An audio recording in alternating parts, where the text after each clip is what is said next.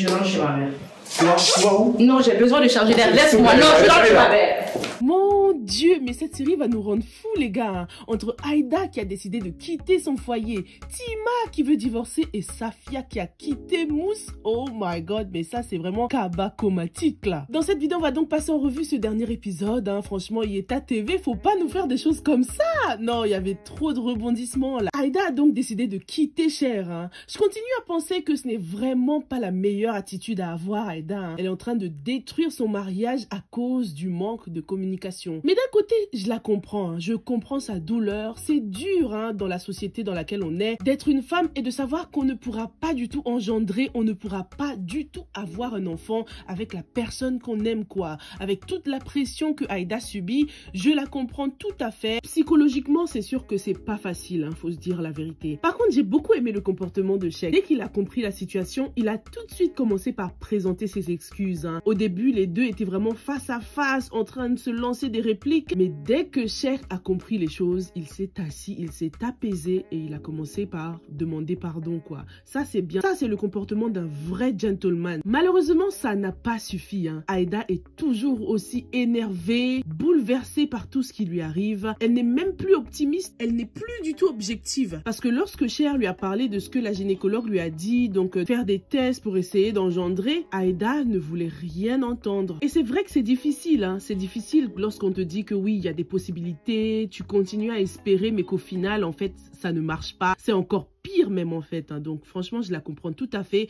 et c'est une réaction très très normale. Par contre, quitter son mari comme ça, quitter sa belle famille, ce n'est pas une réaction normale, Aïda. Même si cette situation semble réjouir la mère de Cher qui ne va sûrement pas hésiter à aller lui chercher une autre femme. Le comportement de Aïda a tendu la perche en fait hein, aux beaux-parents. Elle est sortie comme ça, sans dire au revoir, sans explication valable. Ça ne donne pas une bonne image d'elle en fait. Hein. C'est dommage. Heureusement que le papa de Cher est beaucoup plus compréhensif que la maman. Connaissant Sheikh et l'amour qu'il a pour Aïda, c'est sûr qu'il ne va pas lâcher l'affaire. Hein. Il va sûrement aller chez sa maman pour essayer de la reconquérir, pour renouveler son pardon. Il va tout faire pour la récupérer, c'est sûr. Mais pendant combien de temps est-ce que ça va durer? Est-ce que Aïda voudra vraiment lui le pardonner? On a vu à quel point elle pouvait bouder. Hein. Elle est experte en boudage comme la plupart d'entre nous. Nous les femmes, on adore bouder. Mais je pense que la patience de tout homme a des limites. Hein. Donc combien de temps est-ce que Cher pourra attendre pour que Aïda se calme? Est-ce que c'est vraiment fini entre ces deux-là? Comme les problèmes n'arrivent jamais seuls aussi, Aïda a retrouvé son frère chez sa mère. Hein. Maman est Johnny.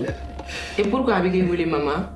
Et apparemment, elle ne le connaît pas du tout, mais lui semble bien la connaître, hein, parce que dès qu'elle est arrivée, il lui a dit « Ah, la petite préférée de maman ». Donc, il sait très bien qu'elle est sa sœur. Modibo connaît bien les membres de sa famille. Hein. Dans la revue précédente, je vous ai demandé si vous pensiez, comme moi, qu'il connaissait déjà l'identité de son père. Et certains d'entre vous ont dit que oui. Hein. Et je pense aussi, hein, parce que franchement, lorsqu'on voit comment il se comporte avec Aïda, comment il s'était mis à l'aise, il était en train de rigoler, il donnait vraiment l'impression que rien ne le surprenait, quoi. Contrairement à Aïda qui était surprise, qui se demandait qui était cet homme qui appelle sa mère maman. Déjà, ce Modibo là, j'ai pas du tout aimé son rire. Hein. Tu vois quelqu'un débarquer comme ça, avec sa valise, en colère, et tu te mets à rire. Sa réaction était un peu déplacée, quoi, tu vois. Il ne donne pas l'impression d'être une bonne personne, hein. Ou bien je me trompe. Pourquoi est-ce que ce n'est que maintenant qu'il décide de retrouver son père, by the way? Est-ce que ce n'est que l'héritage qui l'intéresse en vrai?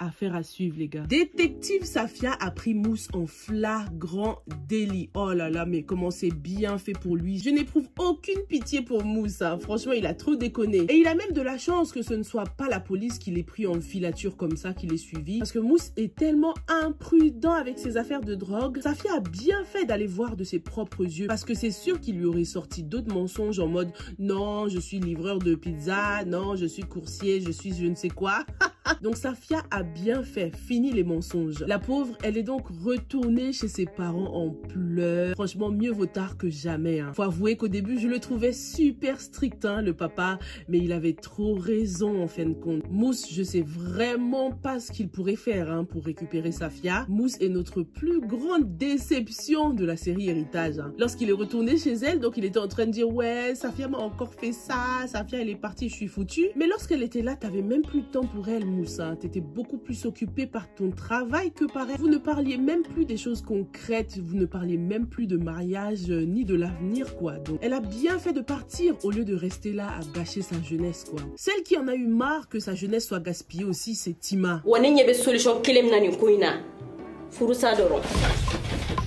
Tima en a ras-le-bol du comportement de Tidjo. Elle lui a demandé le divorce direct. Oh là là. Et Tidjo se lâche. Oh my god. T'as vu lorsque Tima elle a dit ouais t'as toujours rien dit à ta mère. Il est venu lui couvrir la bouche s'il te plaît. Mais faux.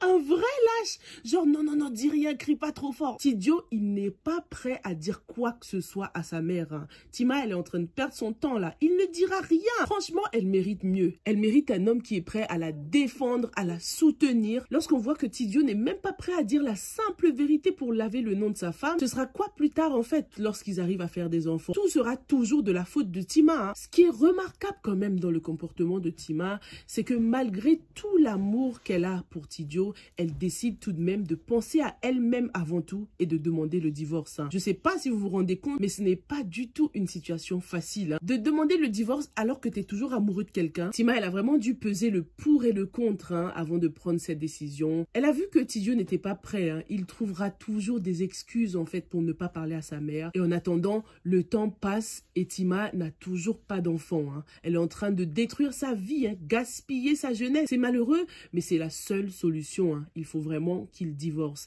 Et en même temps, cette solution, c'est aussi un ultimatum pour Tidjo. On verra maintenant ce qui compte réellement pour lui. Mentir à sa mère ou perdre l'amour de sa vie. Tidjo a les cartes en main, c'est à lui de choisir les gars. Nous en tout cas, on a déjà choisi notre beau-frère capable, notre Soumaïla qui attend patiemment.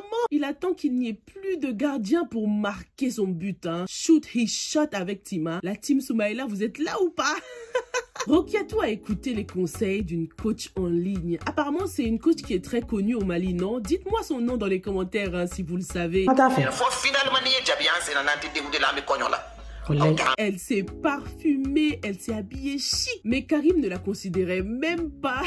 Et en fait, les gars, franchement, on a tendance à toujours accuser Rokiatou. Elle sait pas gérer son foyer, c'est toujours sale chez elle. Mais en fait, Karim, il n'est pas très sympathique non plus. À la tromper comme ça, au lieu de lui parler concrètement, de lui dire ce qu'il n'aime pas chez elle, ce qu'il voudrait qu'elle améliore. Vu comment elle est très déterminée, c'est sûr qu'elle changera s'il lui faisait ses reproches concrètement, quoi. Si elle peut écouter les conseils d'une coach en ligne, c'est sûr qu'elle écoutera les conseils de son mari qu'elle aime plus que tout au monde, quoi, tu vois.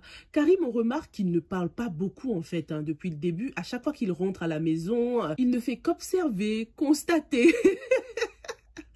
Mais j'ai envie de dire, Karim, parle à ta femme en fait. Pourquoi tu l'as épousée? Parle-lui concrètement au lieu de la tromper. C'est pas sympathique et aucune femme ne mérite ça, franchement. Karim, il a préféré la facilité en fait. Dès que ça va pas dans le foyer, il va chercher ailleurs. Non, c'est trop facile ça. C'est pas comme ça le mariage. Il faut parler lorsque ça ne va pas. Être une bonne femme au foyer, ça s'apprend. Rokiatou n'est pas douée, mais je suis sûre qu'elle pourrait s'améliorer. On constate que malgré tous ses efforts de s'habiller chic, se parfumer, tout ça, Karim ne l'a même pas calculé. Il était là en train de bosser sur son ordinateur. Pourquoi est-ce qu'il l'a épousée? Le personnage de Karim est décrit comme quelqu'un qui n'a pas de chance en amour, mais en fait, il ne fait rien pour mettre toutes les chances de son côté non plus, Karim. Dites-moi ce que vous en pensez dans les commentaires.